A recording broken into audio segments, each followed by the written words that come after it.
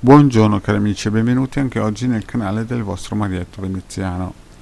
Allora, come avete visto da mascherina, oggi parlerò del Salmo 23, ma in modo diverso, in modo da farvi capire il valore di questo scritto e di questo Salmo, perché bisogna partire prima di tutto dal presupposto di immaginarsi quando hanno scritto questo testo.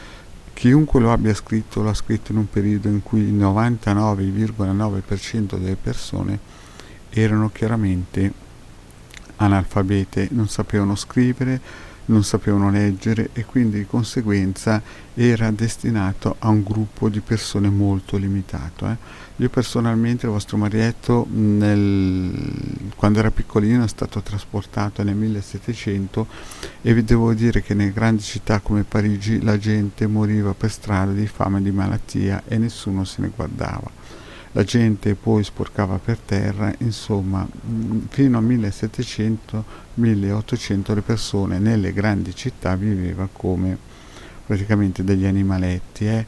Quindi quando quel gruppo misterico ha scritto il Salmo di Davide, il Salmo 23, il famoso Salmo 23, lo ha indirizzato per un determinato tipo di anime e di persone.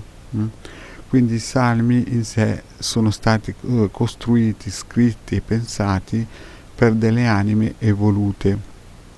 Ma qual è l'importanza di questo salmo? Questo salmo per il vostro Marietto è stato molto importante perché quando ho incominciato a leggerlo, a studiarlo e a memorizzarlo, dentro il vostro Marietto si sono aperti dei cancelli che prima c'erano, ma erano chiusi e si sono aperti nel subconscio del vostro Marietto dei nuovi campi, delle nuove praterie, dei nuovi concetti. Quindi l'importanza di questo salmo è dato dal fatto che chiunque lo legga e lo memorizzi a un certo punto nel proprio subconscio, nel proprio essere, si apriranno nuove porte, si apriranno nuovi scenari che sembravano impensabili poco prima. Quindi il Salmo 23 è una cosa,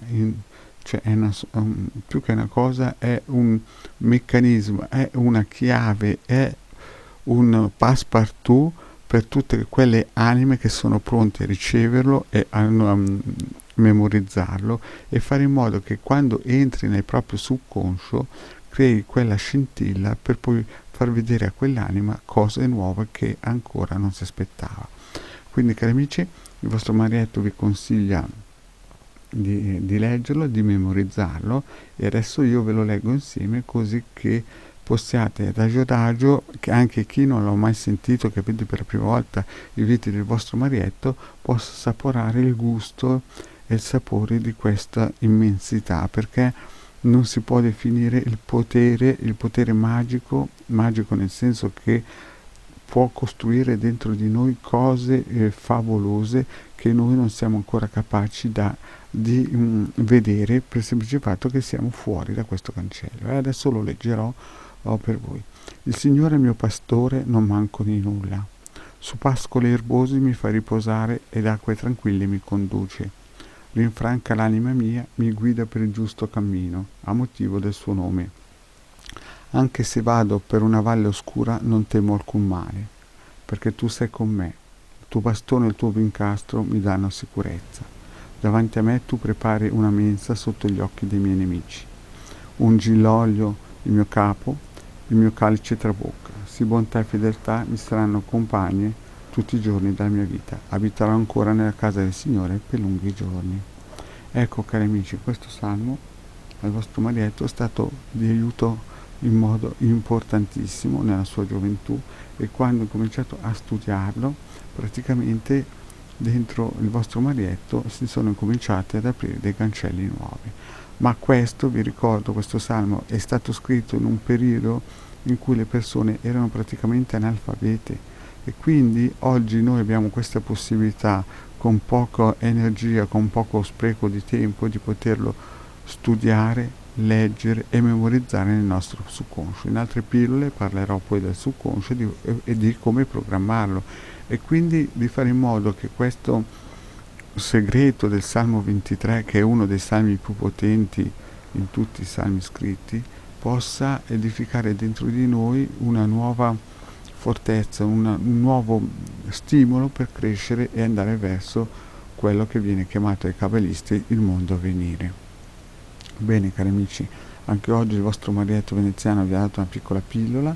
In questo modo ho solo descritto la qualità del Salmo 23, la possibilità di poterlo usare per poterci in un certo senso aiutare a far crescere la nostra anima e cambiare in un certo senso di vibrazioni e aprire il nostro cuore, la nostra anima a nuovi spazi, a nuove dimensioni.